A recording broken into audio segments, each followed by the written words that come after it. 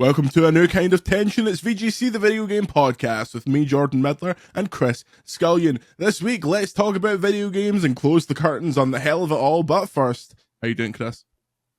Yeah, I'm doing how I'm doing. One of those weeks. It's been a week. Yeah. The final insult right before we recorded, I bought a new phone case to cheer myself up. A Twin Peaks style phone case. Oh, very nice. But those watching on video the perceptive types will see that there's no phone in it, which is because I tend to use my phone as a webcam, and I stupidly didn't buy one with a MagSafe, or Mag, whatever it's called, the connection thing. So while the cover is on, it can't actually snap to my mount because it uses a magnet. So it's annoyingly now I'm going to have to take it off every time I do a podcast or something. So I'm quietly seething. That's why when I picked up my new phone, I got one of these ugly fuckers, the ones that just have the little circle on them. Yeah, it's been gone for style over substance, and it's came back to bite me in the rump. They often say that about you. Considering you're such a big Twin Peaks fan, I'm surprised that you're not balls deep in all the Remedy stuff, because that is just it's on the backlog. but I mean, it is, to be fair, I love the first Alan Wake, and it's really just been finding time to play the second one because I know I'll absolutely love it. But yeah, I feel like we need to premonition, all that kind of stuff. We need to enact a community feature that the patrons can vote things up and down your backlog to force you into playing stuff to make me do it, to basically turn it into my work, because that's the only time I play games. Pretty much. I've got a cheeky wee energy drink for you. Oh mate, I've got 3. So it's well, you're just gonna drink them all at once like Stone Cold. Yeah, you kick it off. What have we got on your side? Well, I'm arguably playing it safe, but this is one that I've never tried before. I'm going for Rubicon Raw Energy Orange and Mango. I used to when I was in school, I used to really like the bottled Rubicon, just the mango juice. I think that was really refreshing. I don't mind a Rubicon. It's not something I've dabbled with a lot, but I don't know how new this is. I don't know if this has been going on the go for years. A wee while, not infinitely long, but I always see it when I'm in my local Morrison's and I'm picking up my standard. It's always there. The thing that caught my eye, number one being an energy drink we haven't actually covered yet, which is getting harder to do. And also the fact that it alleges to have 20% fruit juice. And my favourite monsters are the ones that actually have some fruit juice in them instead of your mangoes, etc. Your mango and your orange, allegedly. So apparently Rubicon Raw is an energy drink that helps you perform at your best. I'm quoting here, this isn't coming off the top of my dome.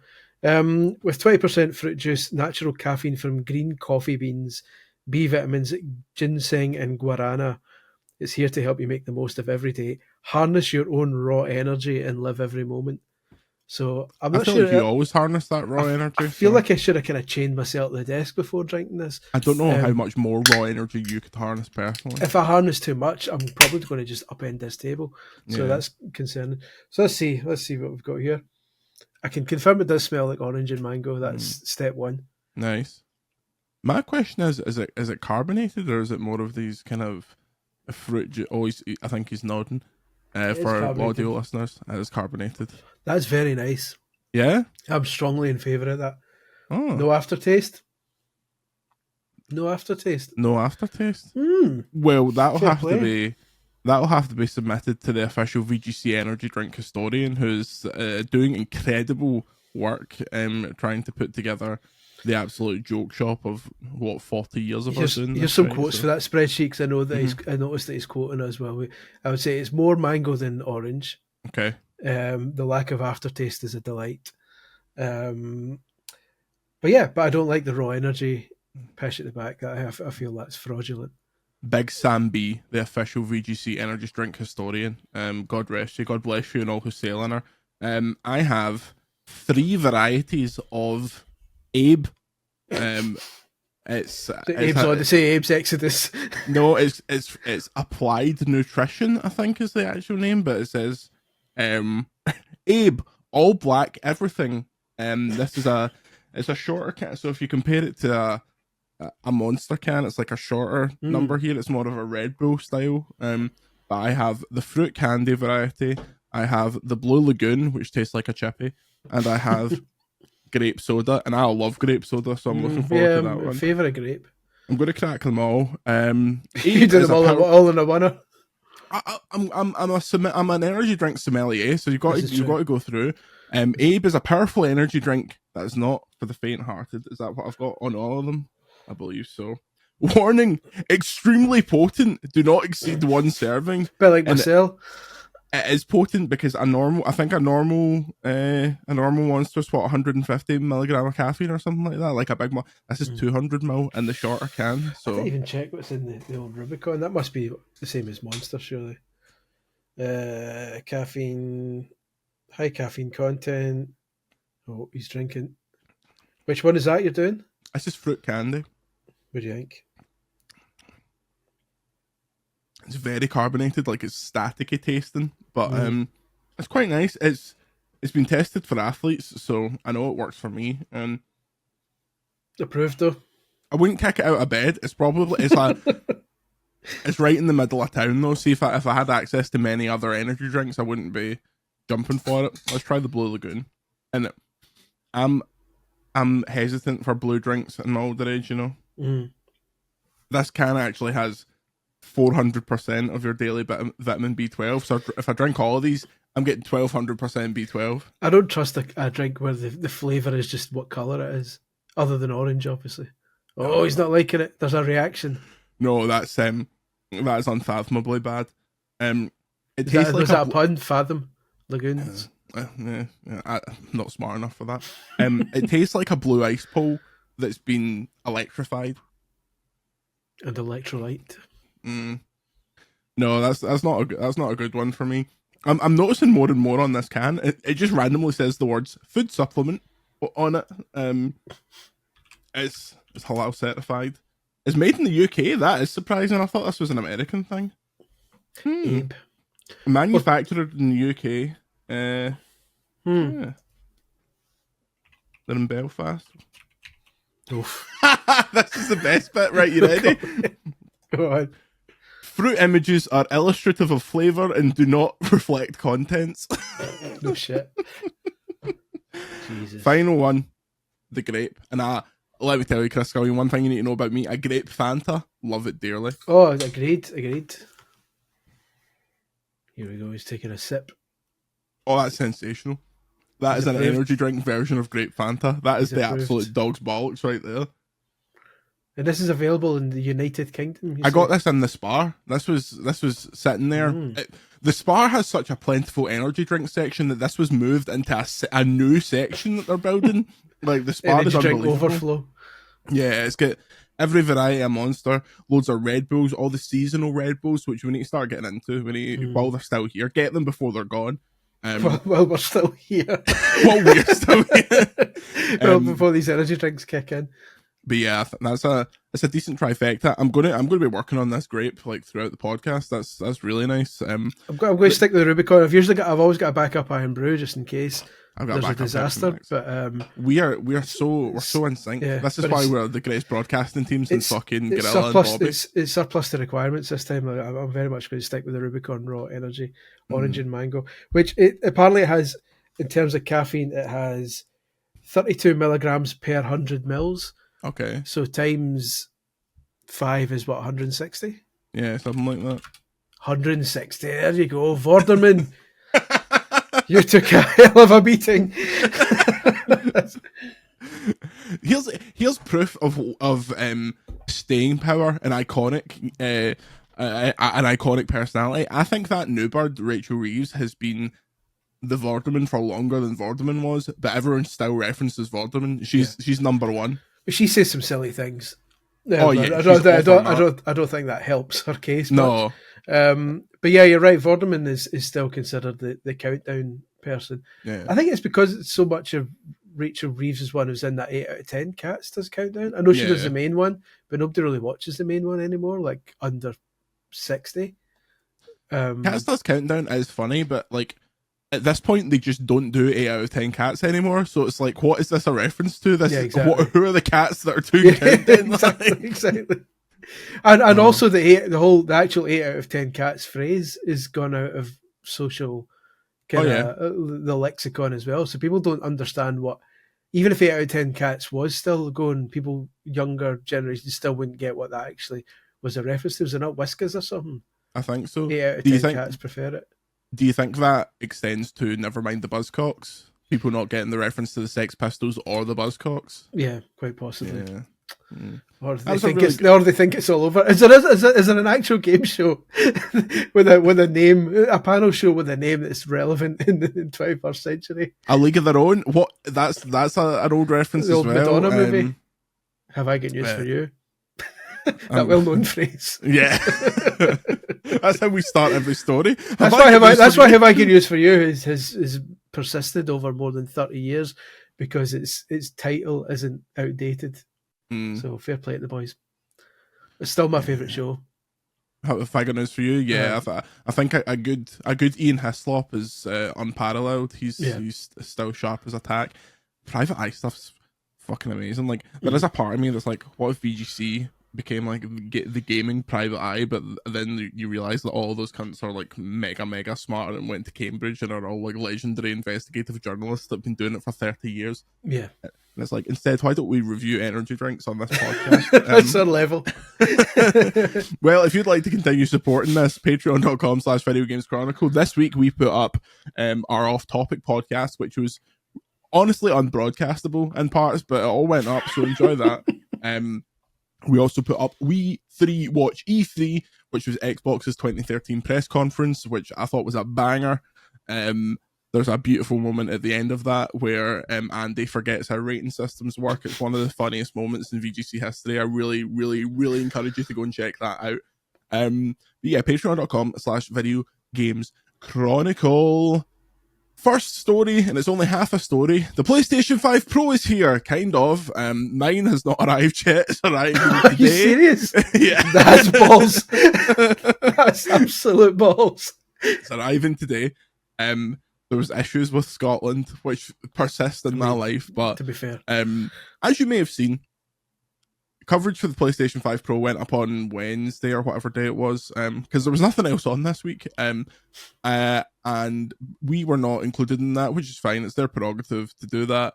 It was more tech focused, which for something like this makes sense, honestly, because a game site is just going to be like, yeah, we tried Bloodborne on it, but because we are VGC and we are the vanguard of important journalism, we will do some coverage this week. I'll do a stupid unboxing, which means I'll probably drop it. I'll play some of the games and I'll report back. I'll say, oh, Alan Wake 2 looks nice. Oh, Bloodborne looks the same. Oh, so yeah, that's the plan for the weekend. We will follow up next week. Myself and Aaron Bain of Push Square, which is a PlayStation website, if you've not heard of it, Chris. It's part of the Pure Xbox Nintendo Life fanboy family. They will be here either on this podcast or on a separate podcast. I haven't decided. That's how freewheeling we are. We're fancy free. It's all happening. It's all a couple of happening loose cannons. So until then, hold on to whatever you're grasping right now. The PlayStation 5 Pro coverage that you're desperate to hear about. We'll be back soon. First up, proper games. Chris, Pokémon TCG Pocket. It's a taste sensation. I have a pack to open. I'm enjoying it. I wouldn't say I'm obsessed with it, but I'm enjoying it. So what have you been doing on it? Are you just collecting? Have you been battling? Collecting. Are you in the meta? Like... I'm battling because I feel I have to. I'm not battling other people because, as we've established numerous times in this podcast, I'm very much of the opinion that people can piss off in general. In terms of online games, so I've not battled a human yet. But I'm working my way through the kind of AI, the CPU battles, because just to get the rewards that come with it and to stop the wee notification appearing on every time I go in there. Oh, what's this? We've got a pack opening a pack now. I've got 2 packs ready to go. For audio listeners, I'm picking up a Charizard pack here. This week carousel of packs doesn't actually matter. So, okay, right. Is this going to focus on my? We've got a blurry Mankey. It's a Mankey, an Oddish, a Rattata, an Erica. Oh, I needed it. I didn't have Erica's normal card. That's one of the last cards I need. And you dancer! We've got the art rare Meowth that I also didn't have. That's fantastic news. Absolute happy days. Happy days are here again. That's what's driving me currently. Like I enjoy I enjoy playing I think the changes they've made to the actual game are very smart. Like it's much quicker. There's not as much faffing. There's not as much like people's turns taking 25 minutes. That has caused some issues of its own, such as some games can be won in one turn because there's some cards that are so broken. But I think they've nailed it in a way that I didn't expect them to. Like there's been a Pokemon. I actually have another pack. There's been a Pokemon TCG like mobile game for a while, but it's just the normal game. It's not this. That's a Dome Fossil, I believe. Oh, two of the same card in a row. That's a bit weird. Another new one, a Melmetal. Clobopus is that? And oh, come on now! The Lapras aren't rare. What's going on? The pack looks unbelievable. The pack looks unbelievable. This is disgusting. That's absolutely disgusting. Absolutely fantastic. I'm so happy with that. That was 3 new cards in that pack. That's absolutely mad. I've not had an art rare in days and days and days. And 2 come. It's Chris. Have you ever heard of the parable of London buses? Yes, I'm aware of it. Yes, the multiple bus. You wait a certain amount of time, and then due to scheduling, 2 of them arrive at the same time. It's unbelievable. I assume when you lived in London, you were constantly thinking, "This is just like London bus. This is like that parable." It's funny because I don't remember ever taking a London bus, unless out of an absolute 100% necessity, because it was always the tube for me. Yeah.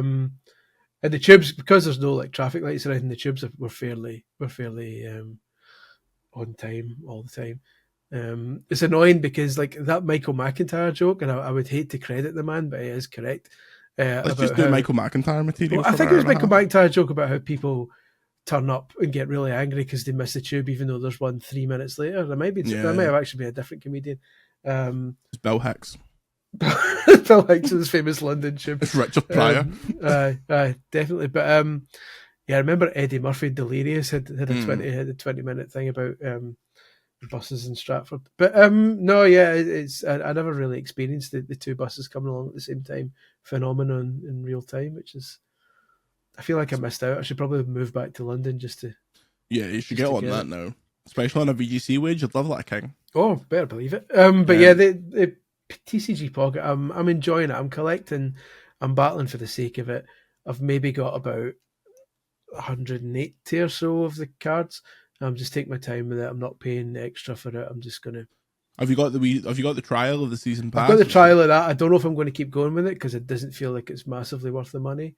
It gives you. It's like an extra pack a day for what is it, like £7 a month, and a pack works out at like £1. So you're getting like £30 a pack. So we'll see. I mean, I'm not massively into paying for it. I was never a massive Pokemon trading card game fan anyway.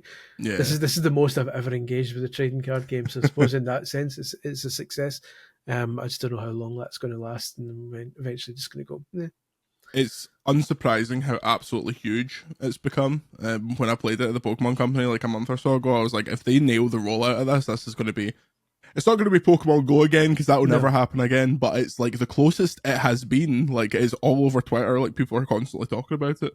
I think the thing that it nails is once again, it kicks off with a focus on the original 151. Like there are newer Pokemon there, but the 151 is the main focus. And you get at least 3 packs a day, and getting more packs via doing objectives is pretty easy. Like that for those first like 5 to 10 levels, you're getting constant packs. Like you will build up like 150 cards so quickly. I've not had any of them. Have you had any of the immersive cards? I've not had any of those yet. What are those? It's like the black border ones that there's a Pikachu, Mewtwo, and a Charizard, and if you hold on them, it like zooms into the card, and there's like artwork beyond the card. They look so cool, but I've not had any of them yet. There's also, if you collect 1 card of each of the original 150, you get a free immersive Mew. That's like a secret kind of mission. So there's all that kind of stuff. There's playground rumors to this game already. Did you see that stuff about how people are like, oh, if you go through the carousel and look for the bent pack, that's always got a rare in it? Like, I love that stuff. That's so quintessentially Pokemon. But people have proven that as soon as you click on the pack before the carousel, your contents have been decided already, because they have a thing called Wonder Picks where you can see packs that your friends have opened, and then you can try and get one of those 5 cards. And people were like, okay, as soon as I click on this, the Wonder Pick already appears in my friends list, so it's already decided. I love that Wonder Pick stuff. I think that's a really smart inclusion as well. Yeah, it's good. It angers me. Yeah, I mean, to be fair, it's a Wonder Pick, so you pick 1 in 5, so it angers me 80% of the time. Yeah, and then 20% of the time I get the one I actually wanted, and then I'm delighted. But yeah, I'm enjoying it. I'd like to see what they're going to do going forward to kind of keep it interesting. Is this pack this kind of theme that they've got started? These aren't real cards, are they? Like, I mean, the card designs, I'm assuming, are real, most of them. But do those physical packs exist in real life, or that exact expansion name? Genetic Apex as the expansion doesn't exist, but it's made up of, I'd say, about 80% real classic cards and some stuff that's new for like all the art rares and stuff are new for the game, and they all look unbelievable. Like, it's all the TCG real artists that have done this. But also they have cards from base set and cards from like the Wizards of the Coast era all the way up to the modern stuff. Do you think there's a situation in the future where a brand new expansion set comes out in real life and then comes out in the game on the same day? Or do you think that'll maybe cannibalize the physical sales? I think what is more likely is they bring out a physical set, and the only way to get it in the game is to buy physical cards that come with like a code or something cheeky, that gets you packs. The old Hulk Hogan action figure. Yeah. Routine. Well, every I mean, I have thousands of them here as an example. Every pack of normal Pokemon cards now come with a code for the real, like the main TCG online game, and that's how you get packs in that. But those packs correspond to the real packs, because the TCG online is the real physical cards, just an online way to play the game. What you get in the pack doesn't correspond to what you get in the code. It's just like you get a pack from that set. But because that would actually probably mean that they wouldn't do this, because if they were to release physical cards that corresponded with pocket cards, they would have to take those physical cards out of play rotation for the real game, because they're balanced completely differently. So perhaps not, but it's interesting to see the meta game kind of develop, because currently people are using decks that are like 2 Pokemon and then 18 trainers, with the idea that you just get your 2 EX Pokemon out and then you use all these items to build them up, and then you kill the other one in like 2 shots. There's currently a Misty card, I believe, that you flip coins until you get tails, and for every hedge you can add a water energy to your active Pokemon. So people are doing it and getting like 9 heads, adding 9 energy to Articuno EX and knocking anything out in the first turn. That stuff needs balanced out, but I think the actual battling is quite not only well balanced, but I think it explains how to play so easy that I've seen so many people that wouldn't bother their arse with the actual trading card game playing this, because it's so simple. I've always I don't like trading card games generally, because I just don't like extra rules. I don't like rules in my life, John. I'm a bit a live wire that way. Yeah, a loose cannon. No, the Brian Pillman of VGC. The loosest. But yeah, so I've dabbled with the battle here, and I get it. Which I suppose is good. You're speaking the way you're speaking. It sounds like it's different from the real thing, which I've never actually engaged with. But yeah, so that's good. I'm enjoying it enough without being obsessed with it. I feel we should change the subject, because I could genuinely feel my virginity coming back. Mate, Pokemon's where it's at. My bird's got a Cubone tattoo. I've got no problem whatsoever. Speaking of virgins, the Switch 2 will be backwards compatible with the Nintendo Switch. Nintendo confirmed. Chris, are you ready? I'm getting a broadcast. It's coming over me. This is Furukawa. At today's corporate management policy briefing, we announced that Nintendo Switch software will also be playable on the successor to the Nintendo Switch. Nintendo Switch Online will be available on the successor to the Nintendo Switch as well. Further information about the successor to the Nintendo Switch, including its compatibility with Nintendo Switch, will be announced at a later date. That was Furukawa. Transmission ends. I've been dispossessed. It's like that Louis through when the guy gets possessed by the alien. Except it's a little Japanese man with a bowl cut. I'm so glad that they said this so people would shut the fuck up about the backwards compatibility issue with the Switch, because I'd been gaslit. I'd been gaslit by these absolute wokeists that were like, "Oh, they're not going to do it. They're going to cut off 140 million people that own a Switch or whatever it is." Here's a question, Chris. Does it have a Switch cart thing? What would you call it? A slot? A slot. Does it have a Switch slot in it? Yes. Yeah. Before people start reporting on that, that's me guessing. That's not me confirming that it does. I know I said yes very with conviction there, but no, they've got to. I mean, I've seen some people doing like some discussions doing the rounds about how for piracy reasons or whatever they won't, but they will. I don't know how they're going to implement this backwards compatibility. That remains to be seen, whether it's just because it uses similar architecture or whether they do the mental thing they did with the Wii U and literally have a second totally separate Wii kernel inside it. Yeah. So the Wii side of things and the Wii U side of things never touched. They did that with 3DS and DS as well. The DS and 3DS never really interacted with each other. They were totally different things. So when you had a Wii U and put a Wii game in, the Wii U would literally shut down and a Wii would boot up instead. So which meant you could, which is why if you had a Wii U, you could hack the Wii portion and the Wii U portion remained unhacked because there were basically two consoles stuck into each other. So I wonder if they're going to do that, because although, as I understand it, the piracy element of the Switch has been killed a bit with the release of the OLED and the kind of second revision of the Switch hardware. By all accounts, the launch Switch hardware is the stuff that can be hacked, and they haven't properly been able to hack subsequent consoles. I get the feeling that they're not massively fussed about, they're not too worried about that, as long as implementing the Switch in the Switch 2, if you hack one, you can't hack the other, if that makes sense. Long story short, yeah, there'll be cartridges. Here's my suggestion. What happens when you put a disc into a modern console, Chris? What kind of disc? Any disc? It goes, oh, okay, let's just download the full game. That is proof that you own this game. Let's download the full digital game in the background. What if that's how they handle it? The Switch cartridges are just essentially confirming that you own the game. It's an interesting one, because Switch is unique in that a lot of kids and a lot of families still seems more focused towards them. Yeah. It's all well and good, the Xbox and PlayStation, because they're a more kind of tech focused user base. I think the Switch still makes a hell of a lot of money off of physical sales, off of parents going into toy shops or Asda or whatever and buying their kid the next Mario game.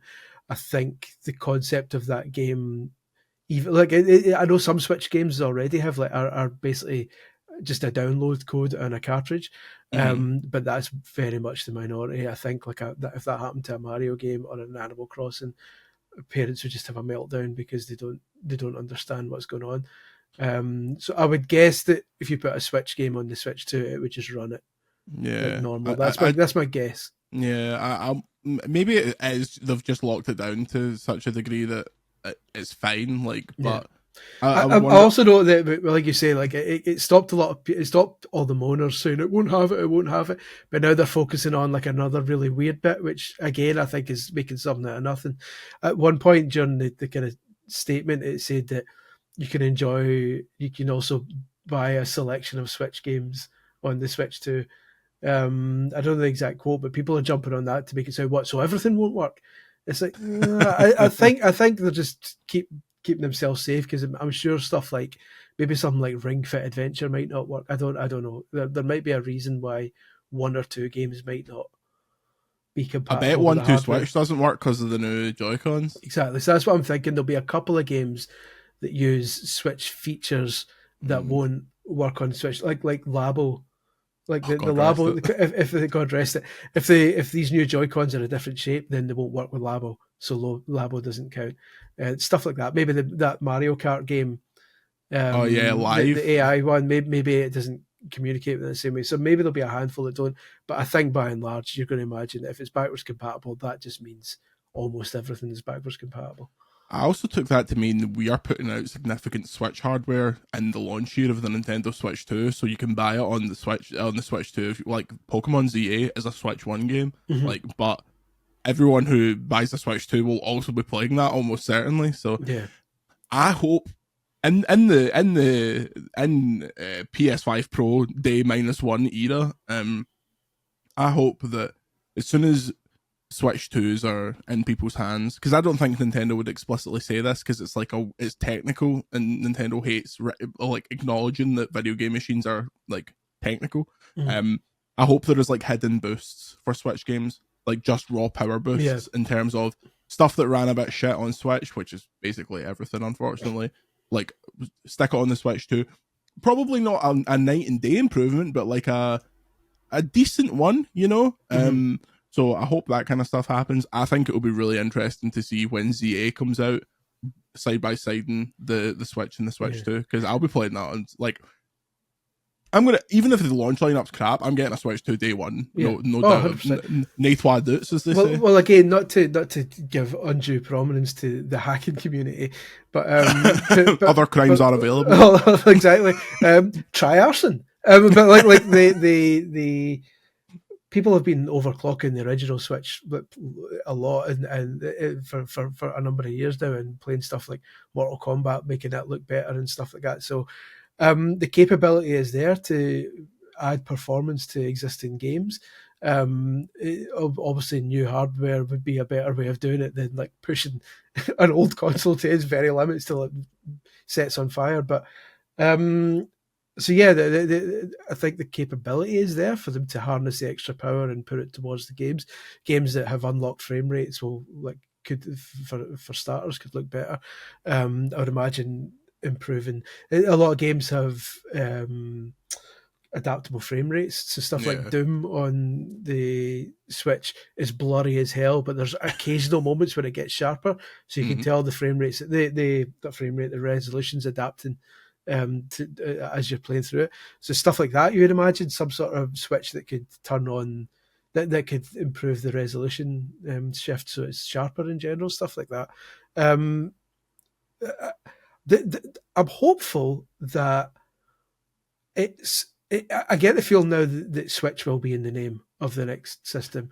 If they're carrying everything over, they call it Nintendo Switch Online. They reference the fact that if they're carrying everything over and they've made it clear now they're not starting from scratch again, and you've got to imagine the subscription will still be called Nintendo Switch Online. So I don't know whether it's going to be called Switch 2 or.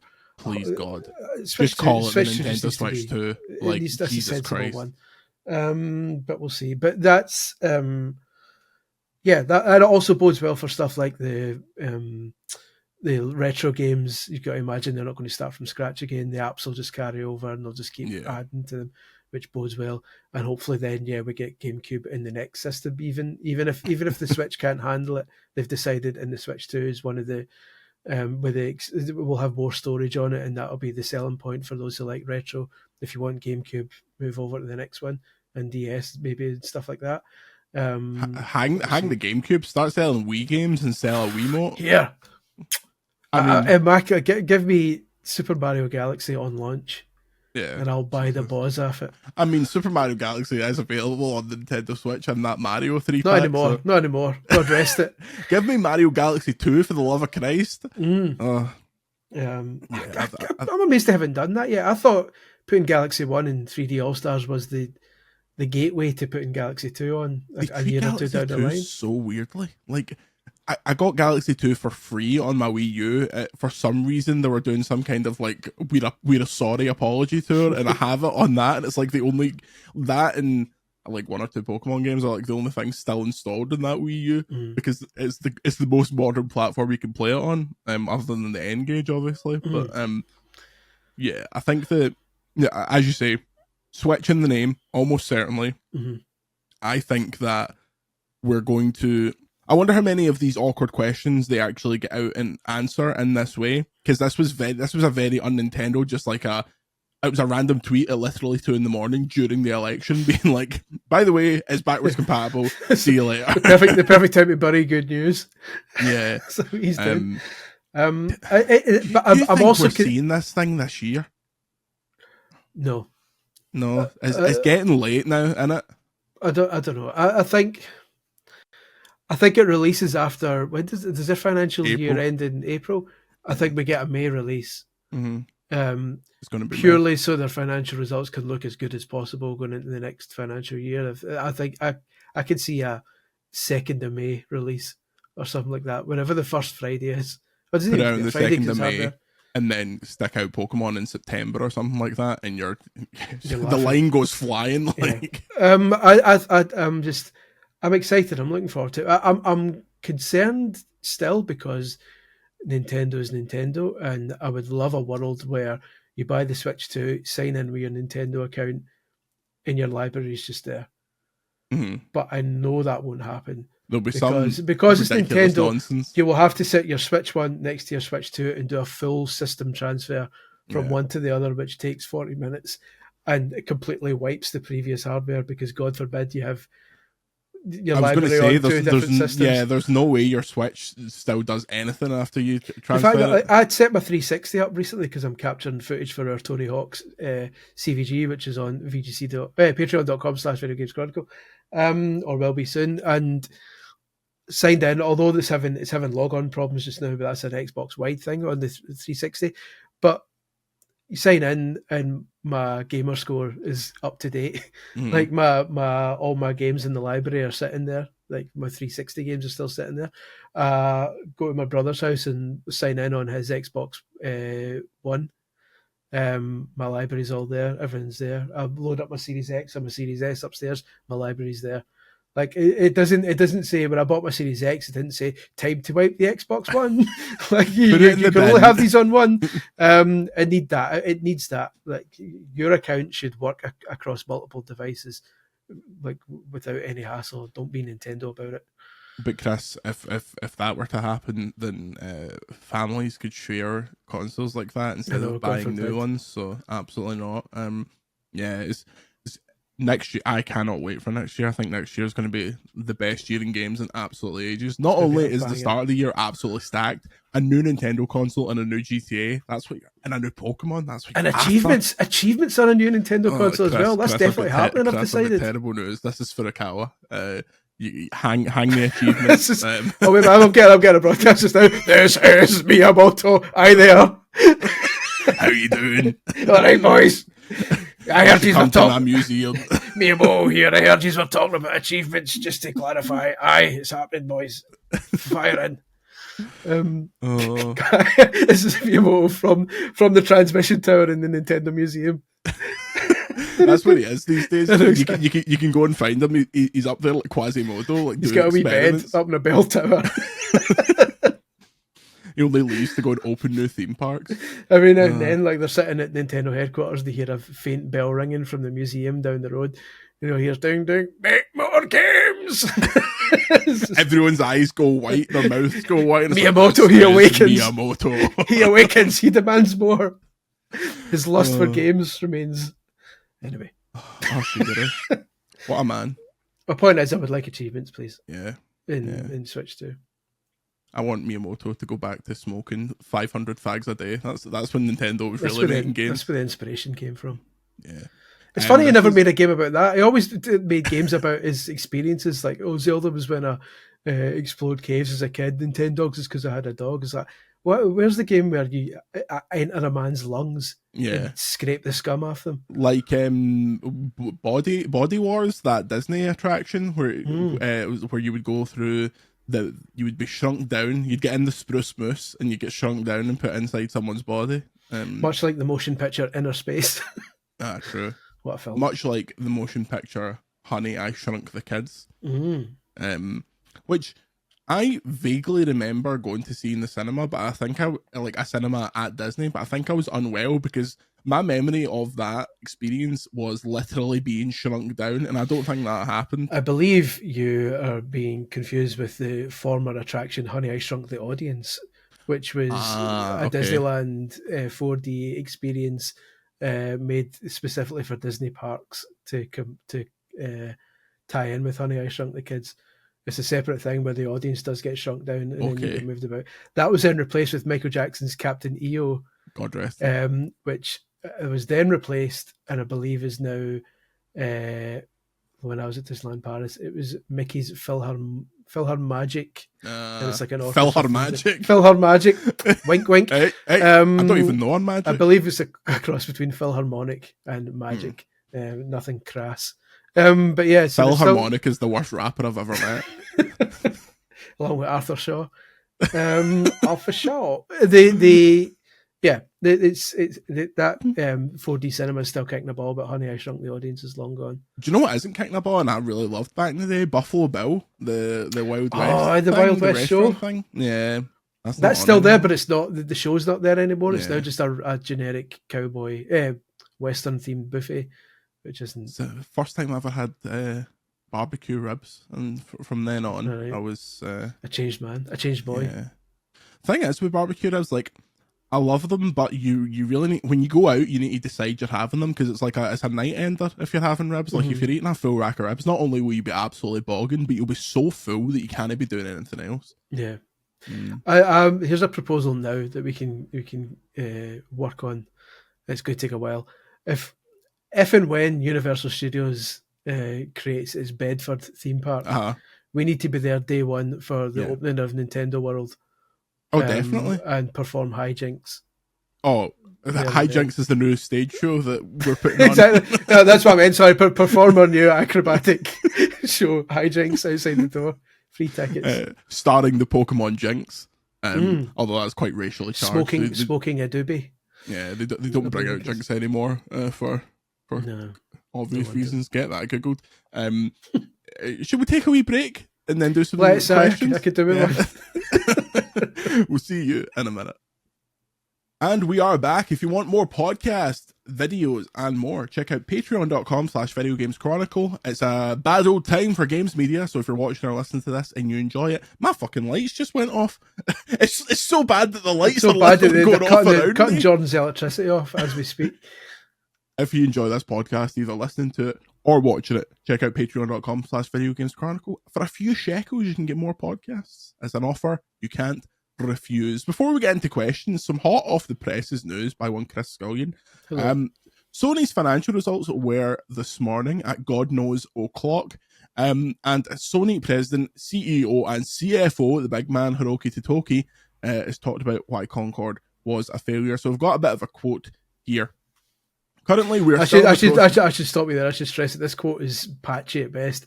It is directly from the interpreter, but the interpreter during Sony's things usually kind of stumbles a bit, and it's only till a couple of days later where you then get an improved quote where basically Sony rewrites it into something that they prefer. So if you say something here that you may find odd, that's why, and check back in a couple of days' time to get the actual quote that they've then changed. The old Neil Druckmann, they call it. The old Drucks.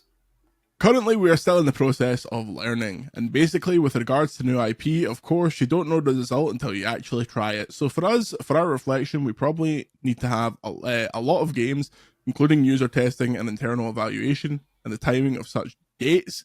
I don't know. He's this metaphor appears to involve gates. Where it basically says that game development, I'm assuming he means that game development has processes, and these gates are stages that they walk through. And some of these gates during development include user testing and internal evaluation. And he's basically saying those should have came earlier in the process. And also he says we have a siloed organization, which is basically just him saying that they did think too much internally. Chris Scullion is the interpreter for the interpreter. I'm interpreting the interpreter. The three things he basically said was that they should have done user testing and internal evaluation sooner than they did. Things could have gone smoother in terms of communicating with other organizations in terms of sales and development, and they should have chosen the release window better. He mentions about being able to select the right and optimal window so that we can deploy them on our own platform without cannibalization.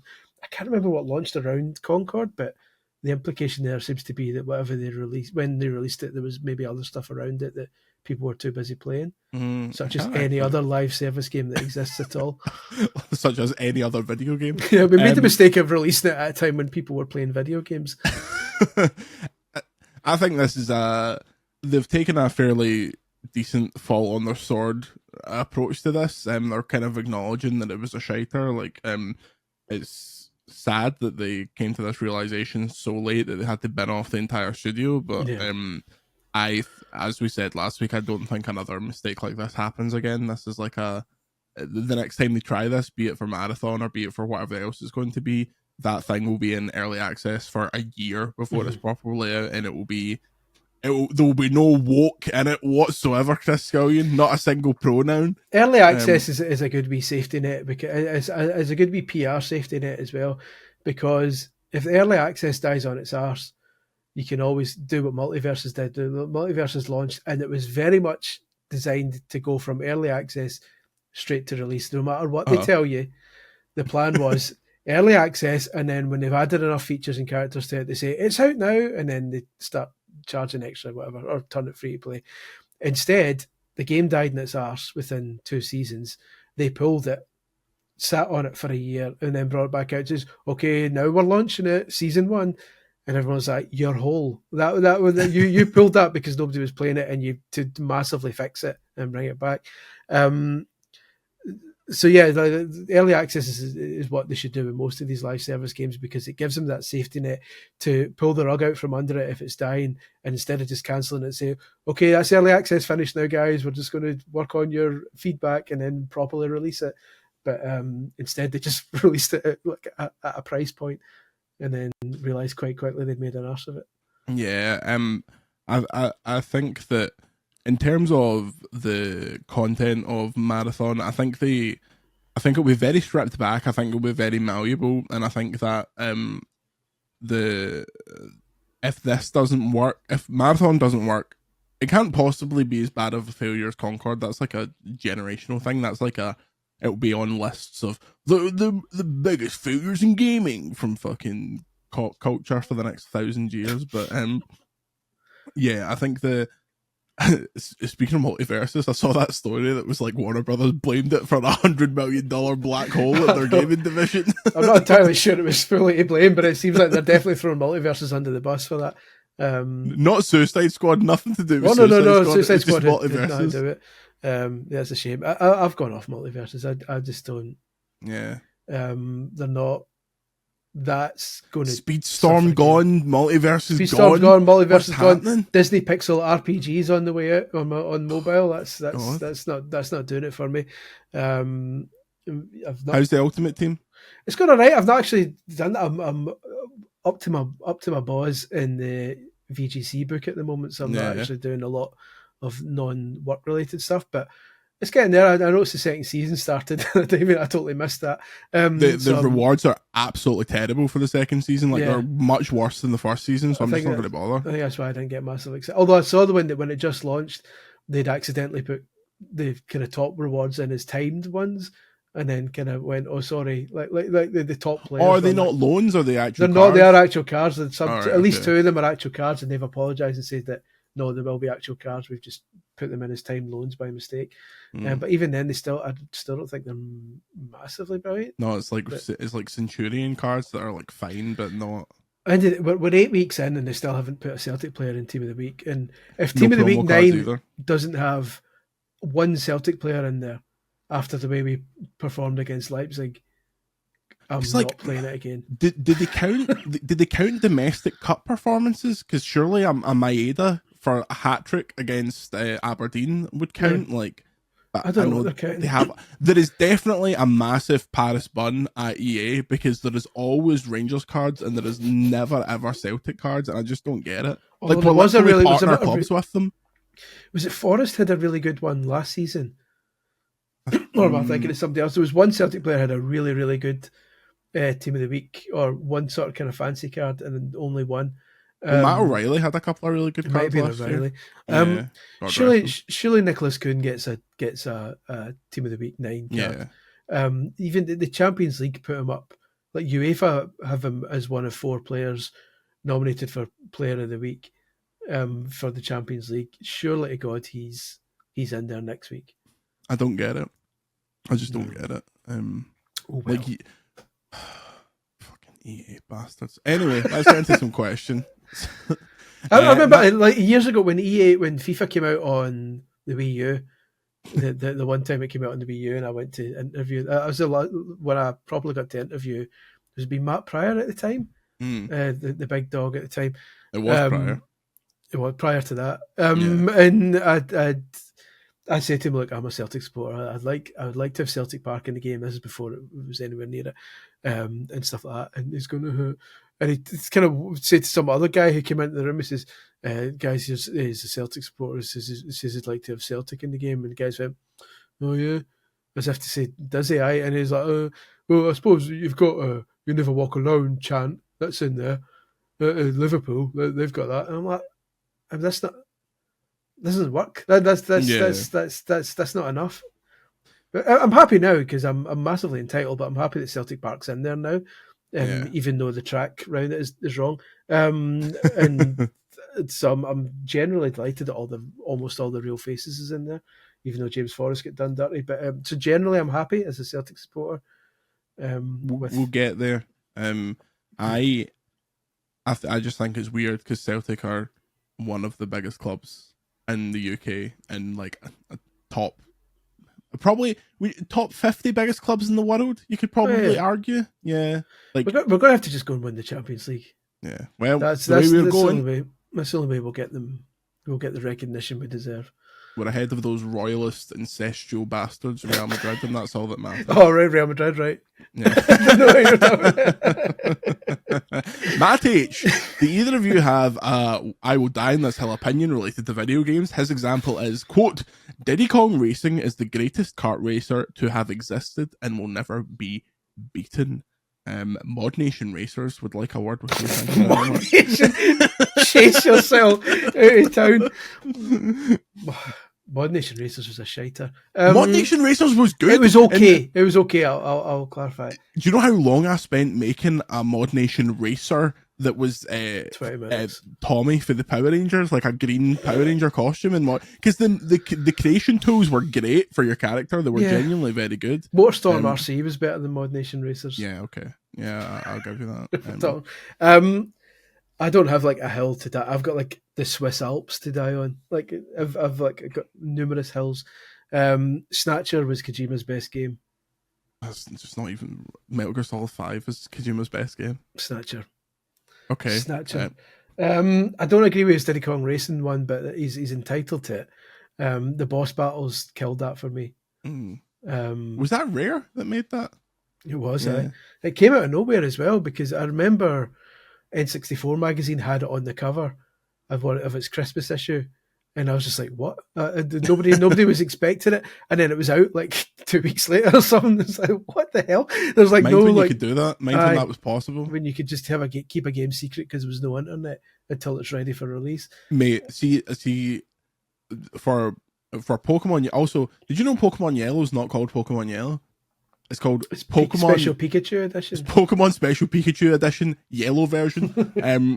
They, in the February of 1999, they were like, we have no plans to release this in the West. And then at the start of October, they were like, in 2 weeks, it's out in the West, and we're also bringing out a new Game Boy for it. Like that kind of speed of stuff just doesn't happen anymore. It goes for them and against them because everyone knows the kind of, or some people know the Sega Saturn one, which basically screwed the Saturn on day one, where during E3 Sega came out and said, "Oh, and by the way, we're releasing it today," and retailers were like, "What?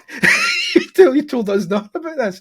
Well, loads of big retailers refused to stock it because Sega hadn't like prepped them, and they're like, "We kind of need to make shelf space for this. You realise we can't just kind of dump this in the front of the shop." Only certain retailers got it as well, so the ones that didn't were absolutely fuming with the ones that didn't were like, "Sony, come on in, boys! Like we're your best pals." So Saturn Sega absolutely balls that up.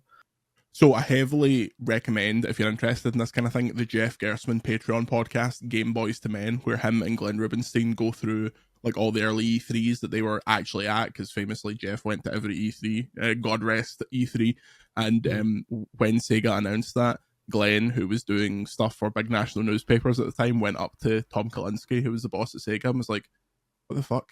Can I get one to review it? And they're like, it's already at your mum and dad's house right now. It's like, well, what good is that for me? I'm in LA. Also, your mum and dad are locked up. It's like, we broke into your mum and dad's house, tied them up, and put a Saturn on your bed. Enjoy. Oh, what a present. My How to Die on Breath of the Wild isn't as good as everyone says. Tears of the Kingdom is much, much better. The Witcher 3 isn't as good as everyone says. What else? I don't actually have that many. It's mostly just really strongly liking games. No, I don't have. That's the thing. Brutal Legend is fucking pish. That's my How to Die on. Brutal Legend was always pish. The fact that they sold it as some cool fucking action game, some God of War like, I was so excited about this. Then you get into it and it's fucking RTS? RTS? Royal Television Society? No fucking interest, thank you. Most of my hills are this thing you don't like is good. To be fair, like that, I'm generally got positive hills. Balan Wonderworld was average. Yeah, absolutely. People are giving it ET. Here's a hell for me to die. ET and the Atari 2600 is okay. Yeah. So there's one for you. Chew on that, public. Chew on that. Dig them up. Well, they were dug up. I should probably buy one. I'm surprised. I was about to say, I'm surprised you don't have a dirty ET. He's a dirty ET, as I say. I do have a dirty ET, but not the game. Yeah. Jamie H. 1224 says, what do you think is more likely, GTA 5 during Switch's launch year or GTA 6 within the first 3 years? I think they'll do a bespoke kind of GTA Online for Nintendo.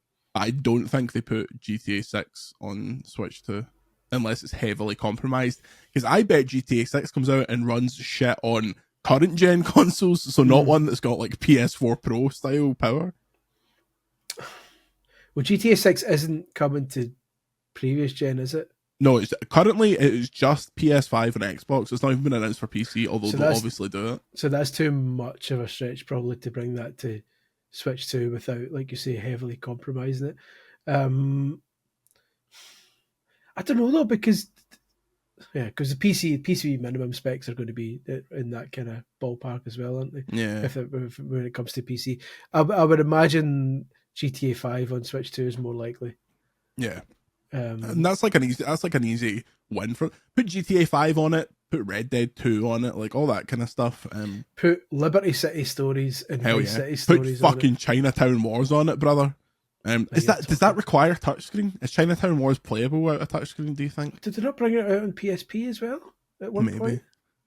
Chinatown Wars was fucking sick. Because I know it's DS only for a while, but they brought it out in a button. I'm going to look this up. They brought it up in a bunch of other things, like when nobody cared.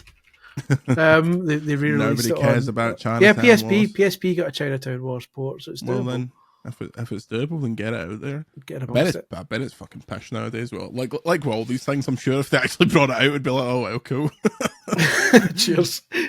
Mr. Dave of the Dave clan says, did Chris buy anything at Glasgow Gaming Market? Tell us about that, Chris, because I was this was bad timing, but I think for the next one we do we both go and we tell the VGC maniacs and we can maybe see some of them there. It was good. It was pretty busy. It was literally just essentially a fancy car boot sale, but with like actual sellers.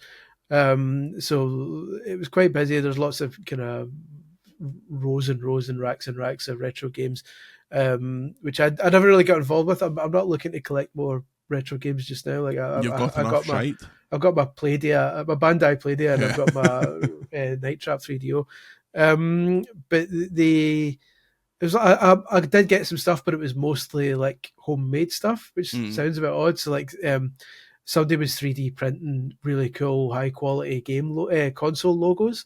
For my games room, I've got like wee shelves with loads of all the cables and stuff for all my consoles. I've got like a big shelf thing to keep them out of the way. So I bought like an Xbox, PlayStation, Nintendo, and Sega logos, really big ones. And so I'm going to stick them on the shelves to make them look better. Stuff like that, like more kind of wee stuff like that, rather than actual games themselves. I can't think what else I got, but yeah, that sort of thing. So it's cool to buy some of the kind of homemade stuff. Other than that, not a lot. It was just to get out of the house for a day and just kind of relax for a bit. On day release? Yeah, pretty much. And then to put the tag back on as soon as I got home. Yeah. But yeah, no, it was good. It was a good Next time it happens, we should do a video where each of us has £200 and we see what we can get for at the end of the day. I'll come out with £200 worth of 3D printed logos. I Just cover my wall with them like in 1 hour photo. I come out with one copy of Pokemon Red in its box that I paid £199 for. Drop it into a puddle. Oh, Glasgow! On the phone with Andy, being like, I spent all the money and I dropped it. He's like, you fucking man. He would just laugh at me, call me a flannel. Pretty much. Viva la Hazy? Zezzy Says, says, Viva la Hazy, is it? I don't think so. I think it's Vivalazy. Okay. How good a year is Atlus having? What other company is it comparable to? Plus, what are the odds of Metaphor being a Switch 2 launch game? Not launch, but Metaphor will be on Switch 2. That's a match made in weep heaven. Especially because Metaphor looks like a fucking PS2 game.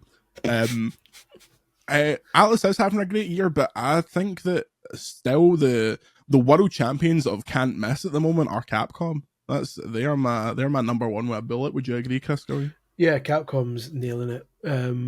I don't dabble with Atlus stuff that much, so I can't really. You don't get time for a fucking 150-hour RPG? Funnily enough, no. I barely have time for Capcom's retro compilations. Like I've got to do Marvel because I was reviewing it, like Marvel versus Capcom. But yeah, they're having a good year. Digital Eclipse is threatening to have a good year by the end of it because they've got Tetris Forever and Power Rangers both coming out by the end of the year. Oh, come on. And right back at the start of the year, they brought out the Jeff Minter collection, which was also fantastic. I got Jeff Minter. I got Jeff Minter. I was going to say God rest him, but he's still very much alive. No, so like, he'll be kicking the ball forever. Did you see? Did you ever see those videos of him like feeding sheep or whatever he was doing? Llamas. I think he loves a llama. Yeah. Oh, Llama Soft, famously. He loves a llama, that boy. I think digital. I would never accept video game sponsorship for this podcast. But if there was ever a company to do it, I think Digital Eclipse is the most VGC company kicking a ball at the minute. Digital Eclipse is like, I can't remember the last time they've released a failure.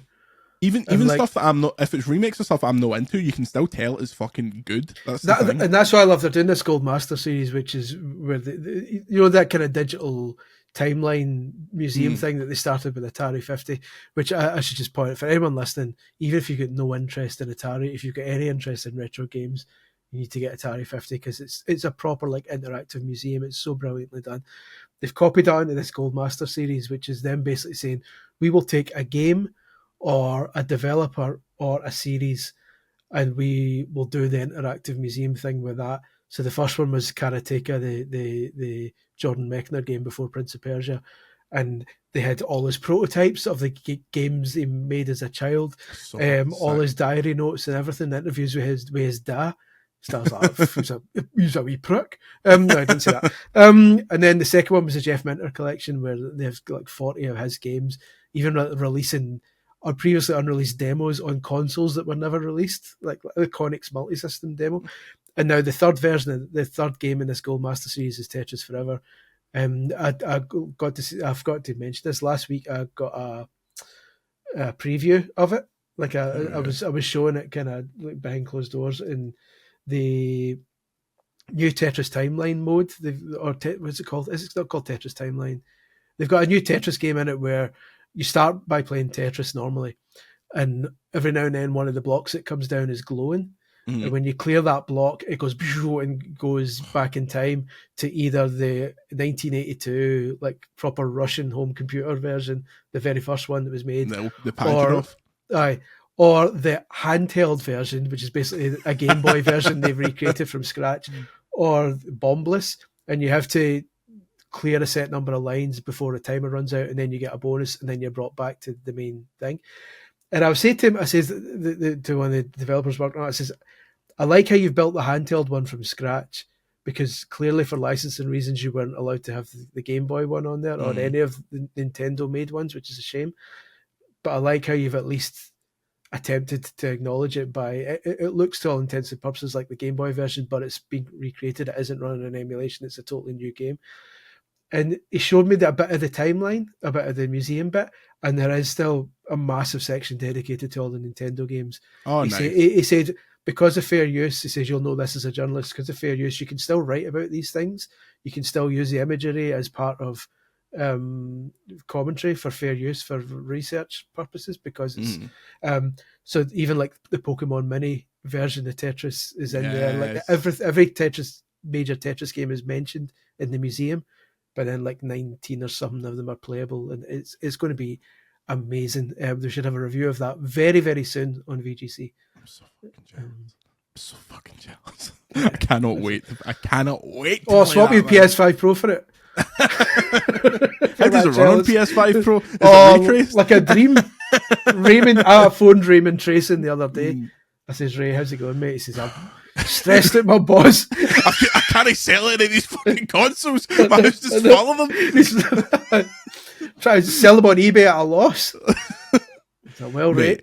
Fucking so this famously the PS5 Pro doesn't come with a disc drive, so you need to buy it separately. And who would have predicted that the disc drives are currently about 250 fucking quid on eBay? It's a joke. That's the thing. I failed to see that, but I felt like a soothsayer when I said the PS5 Pro wouldn't sell out, which it hasn't. But I didn't take the disc drive into account. The disc drive is the one that's getting scalped in the you go on eBay now, you can get a PS5 Pro for like 30 quid less than the actual price, because all the scalpers have went, shit. Because yesterday I was like, should I just go to fucking Curry's and get a disc drive? Because I've got big plastic bins with like 200 physical PS4 games, most of which I have a digital copy of, but there's one or two that are in there that are like weird. Yeah.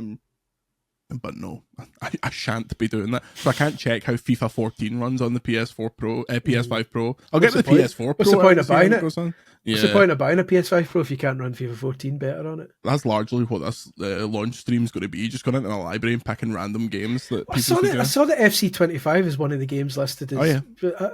How? It has a graphics mode, FC25. Is that just for cutscenes though? Yeah.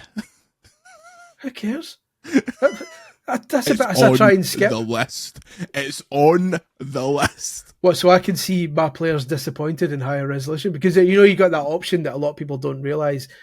FIFA's got that option where when someone scores against you online, you can change it so that the camera focuses on your guys instead of them, so you don't get to see their arsehole celebrations. So instead you just sit at one of your defenders just like looking glum for like 15 seconds, just standing like with a sad face. So I'm going to be able to see that. I'm going to be able to see Anthony Ralston upset in higher definition. Genuinely, I don't know if this is the case, but see if it adds a 120 mode, that would actually be worth it. Like, I love 120 modes because I have a telly that can show it, but I think it is literally just the cutscenes don't have the toggle, which is a fucking waste of time. Here's my 700. I was about to say, go and get it fucking ordered right now, big boy. Ryan Cobain, Kurtzda, asks, have any of you brought things back from events or trips and had funny looks going through the airport, or had to explain why you've got a giant Wiimote? So recently, when I went to this Indiana Jones event, I had this fucking stupid hat. And because the bag I had was just like a backpack with angle. with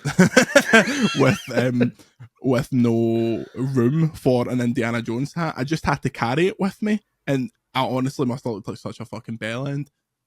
But the most troublesome one for me was when I went to the Jedi Survivor thing, and I went to Disney, bought a lightsaber at the lightsaber making experience, because I thought, you know what, I'm in Disney. It's like fucking $200, but you get to do like the whole. Yeah. It's like an experience, and I'm like, that I'm going to do it.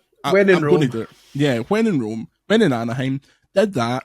Cutting about with a fucking lightsaber. The next day, they're like, "Oh, by the way, you're getting Cal Kestis as well." So I'm going home with 2 lightsabers. I go through TSA and LAX fine, because they see a million of them every day from people that are on holiday. There's literally a page on the TSA website that's like, lightsabers are fine. We know what they look like. We've scanned thousands of them. Get back to London. And actually, shout out BA, because on the flight over from LA, I said to the attendant, I was like, can you put this in where you put like your umbrellas and stuff like that? And she was like, "Oh, just take it in the first and put it in like the big long cabin bin." I was like, "You fucking legend, thank you." Get back to Heathrow, and it goes through security, and the guy who looked about 20, his eyes fucking light up. So when it comes out of the belt of security, he picks it up, takes it out the sheath, and starts going zoom, zoom, zoom. And what a dick! I'm like, honestly, I was happy because his assistant was like, "You can't have that," but the guy was like, it's a toy, like it's fine. So that was a bit, because I was ready to be like, "I fucking can," and here's why. The guy took it out and accidentally shot the other boy. didn't realise it was actually a weapon. Cut his fucking head off. He's like Darth Maul. He's in 2 bits. But yeah, that was. Oh, God rest. Oh no, he's a spider. He's a spider. No, well, I suppose in canon Obi-Wan killed him again. But yeah, that was the most difficult one. Generally, if it's going to be something, if they're going to give you something that's fucking massive, they'll say, "We'll just fucking send you it when you're home. You don't have to drag this across the world." Yeah. Yours was your cushion, obviously, which you get shot at for. Which is my top spin 2K25 cushion, which technically wasn't a gift. I should stress. So for people thinking we're corrupt because we take gifts, no, I never. I acquired that myself. But yeah, I don't really kind of. I suppose because I don't go on many press trips because it's just not my bag these days. I don't get a lot of stuff like that. The most annoying one I got recently was when I went to London to meet with who was it I went to see in London? One of the big Japanese developers, Cygames. Cygames I went to see, and they gave me this for the purposes of people watching. They gave me this kind of dragon thing. Oh, nice.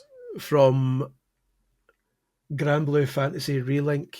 And I apologise to all the Grand Blue fans who know exactly who this is. I feel quite bad. The box was enormous.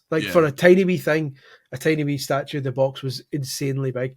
And I had to get that back to the UK. But it's also obscenely sharp now that it's out the box.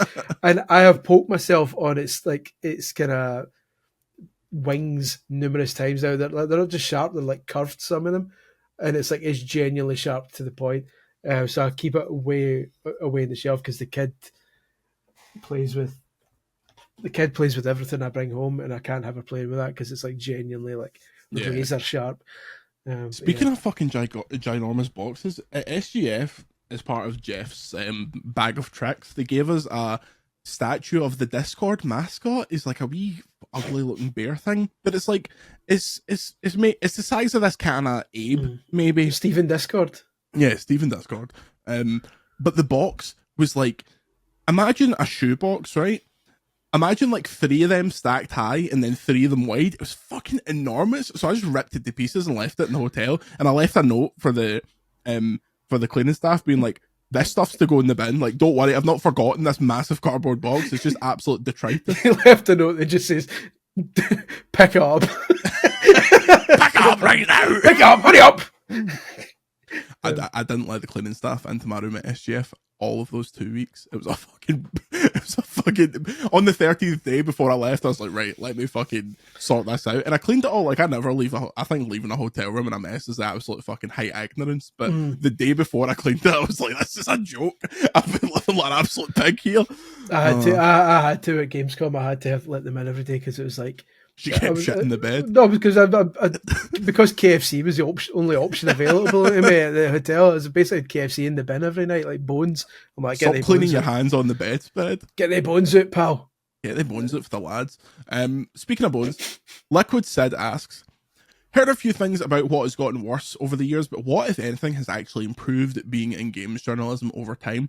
For me, it's the kind of stuff we get to do. I feel like we get to make more stuff that's a bit odd, format wise. We get to do whatever especially with VGC, we have so much freedom to do basically whatever, thanks to you all at patreon.com/video games chronicle. Thank you.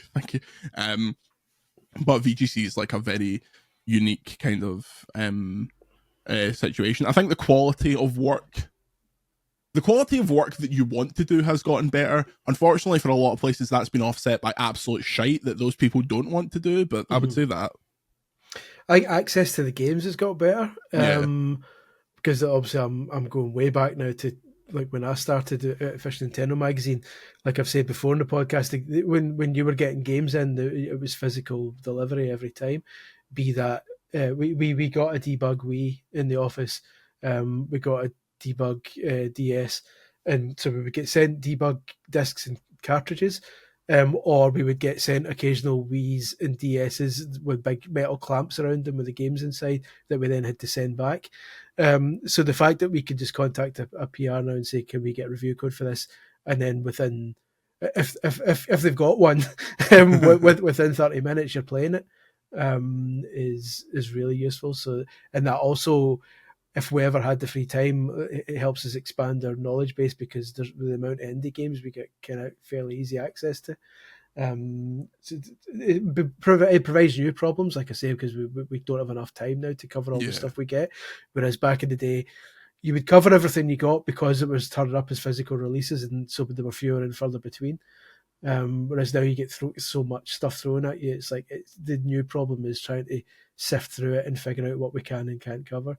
I also think outlets for older audiences exist now. Like, I think VGC is aimed largely at people like us, and I feel like that's what the Patreon folk and the Discord folk largely are. But that the games industry, when it was magazines especially, had to aim so generalized. Like, there has to be stuff for kids, there has to be like teenage stuff, there has to be older stuff. Whereas, like, the amount of times we reference things from the 1980s and 90s, and the amount of times we talk about fucking 9/11, this is certainly not a podcast for Generation Z, you know.